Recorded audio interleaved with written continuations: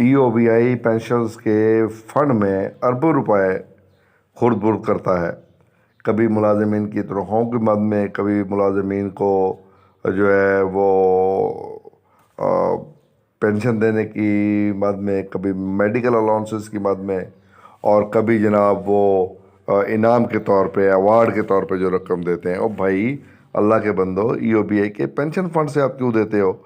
ये तो देना चाहिए विफाकी हुकूमत को, कि विफाकी हुकूमत का विफाकी इदारा है, वो आप जो कंट्रीब्यूशन जमा करते हैं वो आप उठा के अपने मुलाजमीन को दे देते हैं। क्यों भी दे देते हैं आप?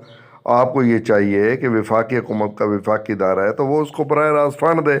और आज तक ये सवाल किसी ने नहीं पूछा कि ईओबीआई जो है वो अपने मुलाजमीन को तनख्वाहें, मुलाजमीन को पेंशन, मुलाजमीन को मेडिकल अलाउंस किस फंड में देता है।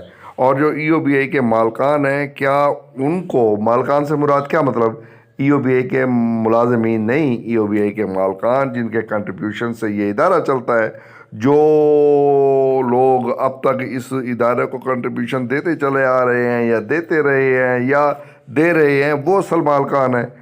और उनका तो पुरसान हाल कोई नहीं है, ना उनको मेडिकल अलाउंस मिलता है, ना उनको पेंशन 8,500 से ज़्यादा मिलती है।